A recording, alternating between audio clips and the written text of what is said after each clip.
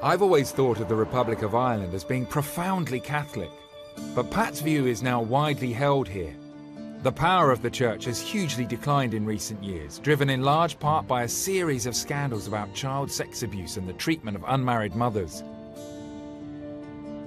Many of the roles previously performed by the church, such as looking after the urban poor, have had to be taken up by others. I'm heading towards the city of Cork. Cork's had a tough time during Ireland's recent economic problems, and I'm now heading to a place that's been dealing with some of the fallout. This soup kitchen was established more than 100 years ago, probably by Christians. But today it's run as a charity by a team of magnificent altruistic volunteers. Katrina, hello. Hi, Simon Reed, sorry. Sorry to interrupt. Hi, Michael. Hi, Simon, welcome. You're a little bit busy. Yeah, welcome to Penny Dinners. Are you always a little bit busy? Always busy. It's never any other way. There's no standing around here, is there? No. So when You don't have time because whenever, like, everybody's a volunteer, so when everybody comes, they come to work, like, so everybody's under that.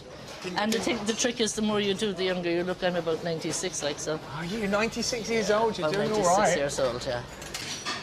Katrina Toomey has volunteered at Cork Penny Dinners since her dad started bringing her here when she was a child. She's now grafting here 7 days a week. Going back about 5-6 years ago, before the recession, it was just maybe, I'd say, less than 100 people a week, you know, sometimes maybe 40, 50, 60 people, but now we're feeding 1,500 plus because with the recession, My goodness. it's growing in numbers the whole time. Penny Dinners welcomes anyone and everyone. Morning. We just get things ready. This is bread that we collect in the evenings from the bakeries. Right. And we Most use of the bread food then is for donated by sandwiches. private companies and collected by the volunteers, some of whom even work here during their school holidays. How have you managed to get these youngsters to be doing this? They've asked to come in. to No, do it, come yeah. on. I'm gonna make you stand there. I'm gonna Okay. ask them. Have you all volunteered, or are you being forced to do this as some sort of... Come on now. Is that the truth? You've volunteered to be here at 10 o'clock on a Wednesday morning, peeling 8:30. potatoes. 8:30? 8:30, yeah. 8:30 you got here. I mean, it's a lovely thing to do, but it's not everybody's idea of a jolly morning, is it? I just thought, like, I just come down for, like, experience and to say how it was, like, and then I asked my friends if they want to do it and they agreed. Like, we came down and we actually enjoyed it. And I actually love coming down here, like. She's here because I dragged her down. No, I didn't. She's my daughter. So You've been held here since you were 7 years old, working, peeling potatoes. Oh, this is a heart back to the 1800s, isn't it? Goodness me. Ireland's been on an economic roller coaster. Following the global financial crisis that began in 2007 and a series of banking scandals, the economy crashed. It started to bounce back, but many people have been left behind. If you had to say what were the main reasons that bring people in the door here, what would be the main issues? we're talking about people down on their luck, and for whatever reason they're down on their luck, be it unemployment, be it not being able to keep a roof over your head, pay your mortgage, pay your rent, be it not being able to pay your bills. So they have to come down here to fill that little gap in the wheel. Do you feel able to tell us what brings you here? Loads of different issues, really. Family problems, family breakup. Have you got work at the moment? I was working, I'm not working now at the moment, I'm looking for work. And how easy or hard is that? It is difficult, and when you get older, it even gets that more difficult, yeah. I'm just wondering whether volunteering here, has it strengthened your own personal religious faith? It strengthened my belief in the goodness of people, because you have no idea how good people are to us. This isn't run by the church, is it? It's not run by, And no. my impression would have been, in what I still perceive as Catholic Ireland, that this would have been the church behind this. Maybe Catholic Ireland was a caring Ireland. Maybe that might be another good name for being a Catholic. I'm a Catholic, right? And I care, you know. And but I have friends, you know, of all different denominations, and they care as well. So maybe we should have a caring religion. I don't know. But what I'm Move saying on is, from the religious move on, aspect. yeah, and just, you know, and just. Thanks to the turbulent weather system and currents here. And these waves, the island's now home to a sport you wouldn't normally associate with this part of the world. Surfing!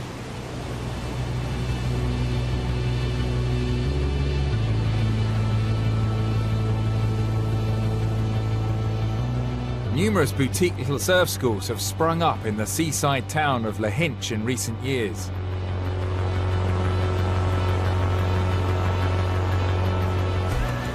Here we are. It's the surf school.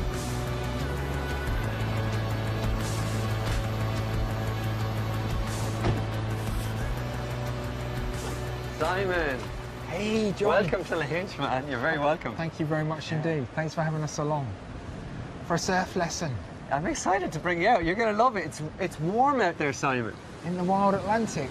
You sure? Come on, let's do it. Let's get you wet. Come on.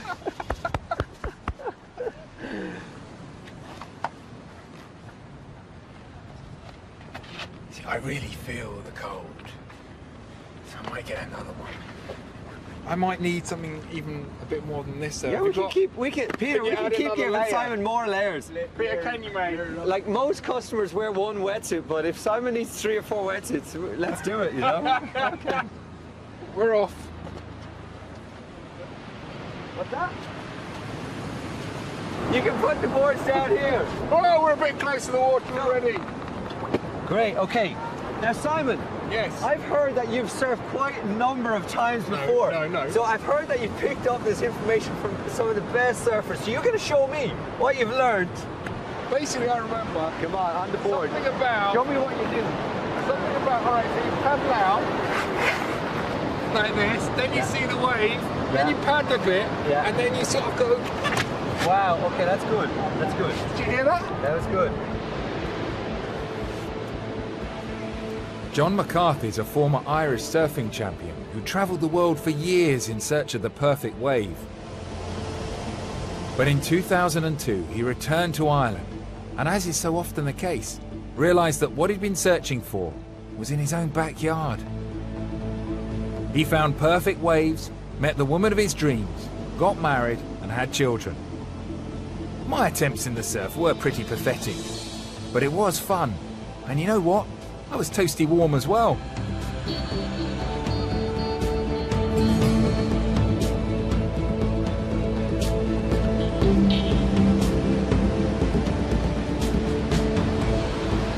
It's beautiful here, Yeah. but it's not exactly Hawaii, is it? How would you compare surfing here on the West Coast Yeah.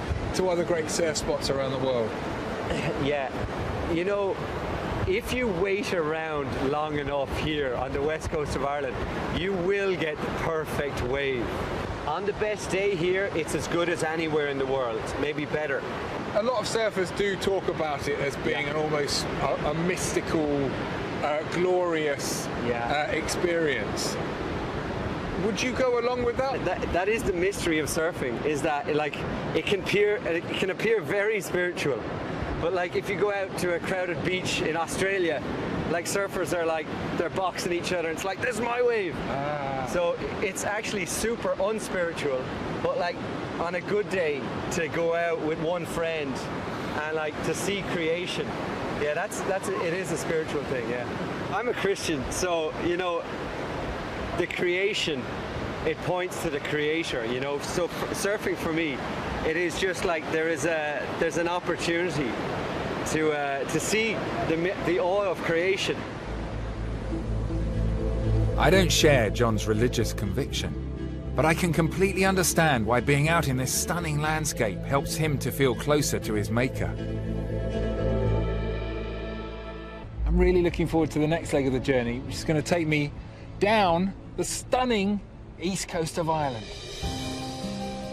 I arrive in Belfast, Northern Ireland's capital city, on one of the most controversial weekends of the year. Silly, my God! Balls are being chucked. Hoods are coming up. We need to move back out of the way. And as I travel south through the Republic of Ireland, I hear a surprising theory that turns history on its head. You're saying that Cromwell was framed? I am exactly saying that, and I know who framed him. With the Open University, you can further explore Ireland's rich history and culture. To find out more, go to our website.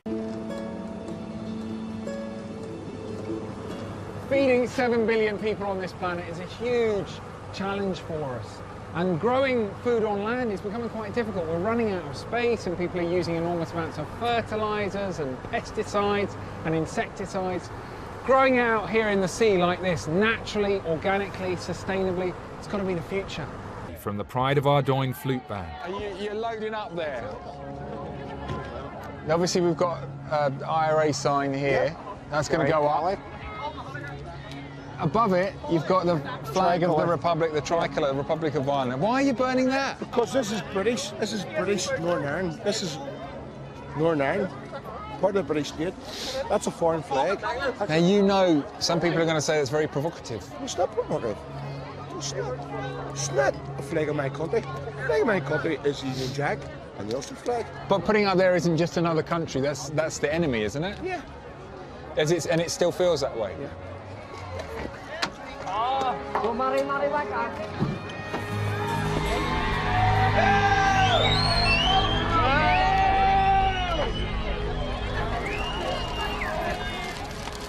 Bloody hell.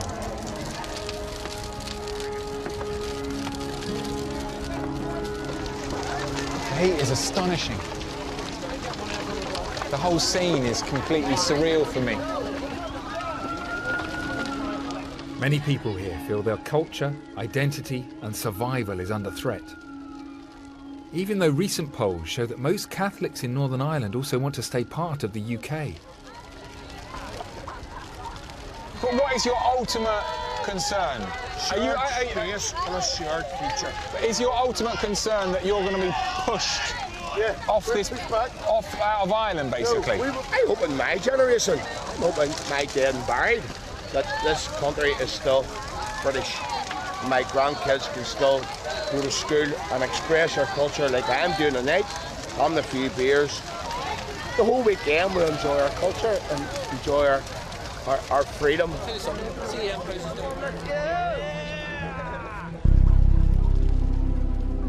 What a scene. It's really sad to hear the fear, actually, the concern that people here have about the loss of their culture, but their identity, their territory, their sense of Britishness. As an outsider, obviously, I see it completely differently. From my perspective, the Loyalists won. This is still a separate country. They don't see it that way. They see their position under threat. It's easy to judge this community for not moving on, but many died here during the Troubles and I could sympathise with their reluctance to abandon traditions. There's also high unemployment here. Both homosexuality and divorce are now legal, but the church hasn't lost all its power. It's the church, not the state, that runs most of the education system. Okay, we've got music on the way from Westside. You can keep texting us in, by the way. Many think the church has a role to play in defining Irish identity. Oh yeah, Soundwave, nice to meet you. At a radio station on the outskirts of Dublin, I met broadcaster Wendy Grace, a spokeswoman for pro-church group Catholic Comment. You are listening to The Morning Show on Spirit Radio. That track is called Stars Go Dim, and you are loved on The Morning Show. And our next guest is an intrepid explorer. Delighted to have in studio to tell us what he's been up to in Ireland, Simon Reeve. How are you doing, Simon? I'm doing very well. Thank you very much indeed for having us in here. You've been to so many amazing places all over the world. Tell us a little bit about why you decided to come to Ireland. Now, Ireland was, until very recently, quite possibly one of the most religiously minded, orientated countries in the world. Church attendance across the board has completely plummeted. I'm fascinated to know what is happening, why is it happening, and are people who love the church, who are associated with the church, are they worried about it? Only last week I was in a church I'd never been in before, and again it was full, and there was young people my age, so I'm often kind of perplexed because I keep hearing about this kind of, declining figures and stuff, but my experience has been very, very different. I only got 10 minutes on the radio and then our time was up. Okay, so All right, thank you for having us in. Can we go and have a cup of tea? yeah, we're gonna have a cup of tea. After you. So, we'll let our news- But the church itself says we're in trouble. We've lost we've lost a grip and on the young particularly, and so it just feels like the tide has changed in Ireland, that the sense of what it is to be Irish has moved away from being, well, we are Catholic, we are traditional, to being something slightly different. For so long, like you were saying, the church had such an influence in every area of life that the pendulum has almost swung in the other direction, where it's kind of the other extreme. I wonder what our identity is in Ireland at the moment, actually. I think we're kind of just being